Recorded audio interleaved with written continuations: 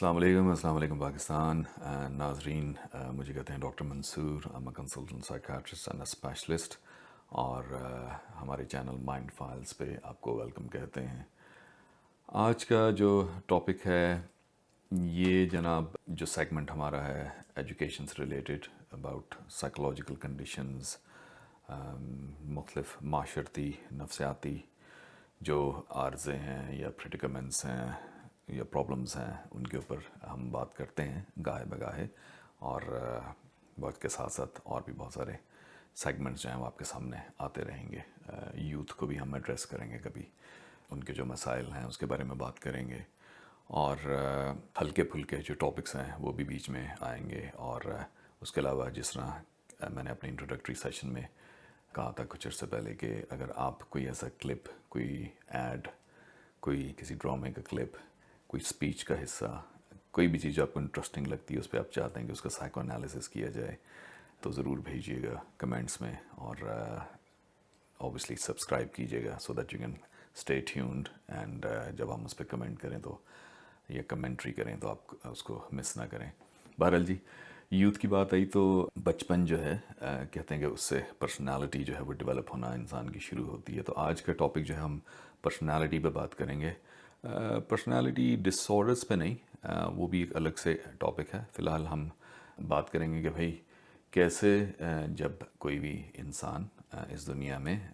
बच्चा जो है वो आता है तो वो कैसे उसकी शख्सियत डेवलप होती है और उसके डिफरेंट स्टाइल्स क्या होते हैं और आगे चल के वो किस तरह से उस पर्सनालिटी को जो है वो हालात व वाक़यात के तनाजुर में अडॉप्ट करता है, डिफरेंट कोपिंग मैकेनिज़म्स। या अब कोपिंग मैकेनिज़म्स को उर्दू में ट्रांसलेट करना थोड़ा मुश्किल है कि वो चीज़ों को किस तरह से उनके साथ नबर्द आज़मा होता है या कैसे फेस करता है उनको डे टू डे जो स्ट्रेसेस होते हैं या अदरवाइज़ मुख्तलिफ जो सिचुएशंस होती हैं। तो इस पर बहुत से साइकोलॉजिस्ट जो हैं किसी ज़माने में, कुछ पेडिट्रिशियंस थे अच्छे ज़माने में, फ्रॉम विनीकॉट एंड मैनी अदर्स, उन्होंने काफ़ी काम किया है। बाज़ साइकोलॉजिस्ट ऐसे हैं जिन्होंने मैच्योरिटी की डिफरेंट स्टेजेस डिस्क्राइब की हैं, एरिक्सन और एंड अदर्स। और उसमें ये भी कहते हैं साइकोलॉजिस्ट के ज़रूरी नहीं कि हर इंसान मैच्योरिटी के फ़ाइनल जो स्टेज है उस पर पहुँच सके। अब वो फाइनल स्टेज क्या है? वो एक किस्म की सेल्फ़ एक्चुअलाइजेशन होती है और रियलाइजेशन होती है, डेथ, मौत की रियलाइजेशन। उसको एक हकीकत के तौर पे इंसान तस्लीम कर लेता है। पता सबको होता है इंसान ने मरना है एक दिन। जवानी में ये है कि वो चीज़ पसे पुश रहती है, आदमी बिज़ी बड़ा होता है बड़ी चीज़ों में, और या जब मिडल एजेस में भी। तो लेकिन वक्त के साथ साथ कुछ लोगों में वो फ़ोबिया की सूरत भी इख्तियार कर जाता है, जो मौत का खौफ होता है, और कुछ लोग जो है वो उसको एज अ हकीकत तस्लीम करके और वो उनकी सेल्फ एक्चुअलाइजेशन जो है उसमें वो बेहतर एक किरदार प्ले करता है। कुछ लोग मैच्योरिटी की स्टेज पे पहुंचते हैं जहाँ पे वो समझते हैं कि उनको माशरे को पे बैक करना चाहिए, और ये रिगार्डलेस ऑफ द रिलीजन और द फेथ और कल्चर। ये दुनिया में हर जगह जब लोग उस स्टेज पे मैच्योरिटी की पहुंचते हैं तो वो चाहते हैं कि कुछ सोसाइटी के लिए कुछ किया जाए। जुडाइज़म, इस्लाम, क्रिश्चियनिटी एक्सेट्रा, कि भाई वो जो क्रेडिट बेस्ड सिस्टम है, टॉकिंग अबाउट अनदर वर्ल्ड, कि भाई जो हयात बाद अज़ मौत है, उसका जो वो एक सिस्टम है कि भाई अब अच्छे काम करेंगे और आपको वहाँ पे उसका सिला मिलेगा। या जिस तरह हमारे जो हिंदू बहन भाई हैं उनके यहाँ वो आवागौन का एक है कि भाई आपका दूसरा जन्म जो है वो इस पे डिपेंड करता है कि आपने कितने जो है वो अच्छे काम किए हैं या पुण्य के काम किए हैं या गलत किए हैं वगैरह वगैरह। तो वो रिगार्डलेस ऑफ द फेथ हर इंसान किसी ना किसी मौके पे ज़रूर सोसाइटी को कुछ ना कुछ वापस करना चाहता है। कुछ चीज़ें ऐसी भी हैं जो इंट्रिंसिक होती हैं, वदीयत करदा होती हैं इंसान के अंदर। मसलन एक खालिक की तलाश। अब वो डिपेंडिंग अपॉन आप कहाँ पे जन्म लेते हैं, पैदाइश आपकी कहाँ की है, अफ्रीका के किसी जंगल में, अमेज़न के, या आप किसी मॉडर्न सिटी में पैदा हुए हैं वेस्ट में, या किसी थर्ड वर्ल्ड कंट्री में, और रिलीजन और फेथ बेस्ड जो सिस्टम है वो क्या कहता है इस बारे में। तो वो सब चीज़ें होती हैं। लेकिन स्टिल दैन अगर आपका नहीं भी कोई इस तरह का कोई मेन जो मेजर दुनिया के जो अदियान हैं उससे ताल्लुक़ और या मज़ाहिब, तो फिर भी कहीं ना किसी पहाड़ी की चोटी पे बैठा कोई ना कोई अमेज़न के जंगलों में भी कभी ना कभी ज़िंदगी में एक दफ़ा ये ज़रूर सोचता है कि ये सब कुछ किसने बनाया, इसका खालिक कौन है। क्या ये सूरज है, یا کوئی اور طاقتور چیز ہے یا کوئی ایلین اینٹی ہے یا مطلب وہ لفظ جو بھی اس کے ذہن میں آئے، خدا، گاڈ، اللہ تعالیٰ، جو بھی اس کی لینگویج ہوگی ظاہر ہے وہ اس حساب سے سوچے گا۔ اور دوسری چیز یہ کہ ڈیپ انسائٹ ہم سب کے اندر یہ بخوبی ہر انسان کو پتہ ہوتا ہے، regardless of colour, creed, faith, religion, culture, language, کہ صحیح کیا ہے اور غلط کیا ہے۔ پرابلم یہ ہے کہ انسان ضدی ہوتا ہے، جب کچھ غلط کر بیٹھتا ہے یا ایسے کسی روش پہ چل پڑتا ہے تو اس کو سپورٹ کرنے کے لیے اور اپنے آپ کو مطمئن کرنے کے لیے بہت سے بہانے یا ایکسکیوزز گھڑ لیتا ہے۔ لیکن یہ بات کسی ایتھیسٹ کو بھی پتہ ہوگی، ہندو کو بھی پتہ ہوگی، سکھ کو بھی، مسلمان کو بھی، کرسچن کو بھی، جیو کو بھی، سب کو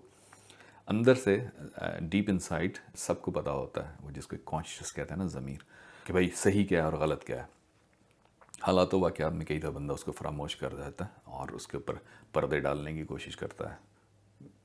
سیریس کرائم جو لوگ کسی نے کی ہے، خدا نہ خواستہ کوئی مرڈر یا ریپ، تو وہ بھی، یا وار کرائمز جو لوگ ہیں، تو وہ بھی کوئی نہ کوئی ایکسکیوز گھڑ لیتے ہیں اس کے لیے، اس کو جسٹیفائی کرنے کے لیے۔ لیکن جب وہ اکیلے تنہائی میں بیٹھے ہوتے ہیں کسی جگہ، تو ان کو بخوبی پتہ ہوتا ہے کہ انہوں نے غلط کیا یا صحیح کیا، تو وہ باقی دنیا یا معاشرے کو سیٹسفائی کرنے کے لیے عذر تراشے جاتے ہیں کہ نہیں نہیں، یہ تو اس وجہ سے تھا کیونکہ یوں ہوا اور وہ ہوا۔ اور بہت سے تو اصحاب ایسے بھی ہوتے ہیں جو بھرپور جناب جو نشہ آور ادویات استعمال کرنے کے بعد یا بادہ نوشی کے بعد جناب گلاس سامنے رکھ کے اور فلسفی بن جاتے ہیں کہ بھئی اگر میری تقدیر میں یہ لکھا ہوا ہے کہ جناب یہ شراب کا گلاس میرے سامنے ہونا تھا تو پھر اس میں میرا کیا قصور ہے، یہ جناب اللہ تعالیٰ کی جو ہے وہ یہی منشا تھی وغیرہ وغیرہ۔ تو وہ تک کہنے کا مطلب یہ ہے کہ انسانی مائنڈ ایک ایسی چیز ہے کہ اپنے کسی بھی غلط کام کی وہ ایسے ایسے ماشاء اللہ سے مطلب عذر تراشتا ہے اور ایسے ایسے فلسفے ایجاد کرتا ہے کہ دوسرا بندہ دنگ رہ جاتا ہے کئی دفعہ کہ بھائی یہ روحانیت کا یہ پہلو تو میں پہلی دفعہ دیکھ رہا ہوں۔ تو بیسیکلی یا تو ان کے تقدیر کا کانسیپٹ صحیح نہیں ہوتا، یا اس وقت بندہ جب انفلوئنس ہوتا ہے کسی بھی ایلیسٹ سبسٹانس سے تو وہ عجیب و غریب سے فلسفے گھڑتا رہتا ہے۔ جس طرح بہت سے اصحاب جو ہیں وہ یہ سمجھتے ہیں کہ جب وہ نشے کی حالت میں ہوتے ہیں تو it's really fun and it's chilling out, اور وہ بڑے ہیومرس ہو جاتے ہیں، لیکن ان کو پتہ نہیں ہوتا اگر اس وقت کوئی بندہ جو نشے میں نہ ہو اور اس کمپنی میں بیٹھا ہو تو وہ کافی جو ہے وہ بور ہو رہا ہوتا ہے، اور وہ انتہائی فضول قسم کا ہیومر ہوتا ہے۔ کم از کم وہ اس کو کسی خاص سٹینڈرڈ کا ہیومر نہیں کہا جا سکتا۔ اینی ویز یہ ہم جناب ٹاپک سے ڈائیورٹ کر گئے۔ یہ بھی پرسنالٹی کا ایک حصہ ہوتا ہے کہ یہ ڈٹرمن کرتے ہیں سرٹن محرکات کسی بھی انسان کی پرسنالٹی میں کہ either is going to be a warrior اور اے وریر، کہ انسان حالات سے لڑے گا یا اسکیپزم جو ہے فراریت اختیار کرے گا اور نشے وشے جو ہے اس کے ذریعے جو ہے وہ اس میں ڈوب جائے گا یا کوئی اور فراریت کا طریقہ اختیار کرے گا۔ تو بیسیکلی دس این اسکیپزم۔ اچھا جی، تو coming back to the personality کہ اس کی ڈیولپمنٹ جو ہے، پہلے کے زمانے میں کہا جاتا تھا کہ پرسنالٹی کی ڈیولپمنٹ جو ہے وہ ایک سرٹن ایج کے بعد ہوتی ہے، پھر انہوں نے کہا نہیں بھائی 5 سال کی، پھر انہوں نے کہا نہیں بھائی 3.5 سال کی، ان کے ایک ایج ایسی ہوتی ہے شیر خواری کے فوراً بعد کہ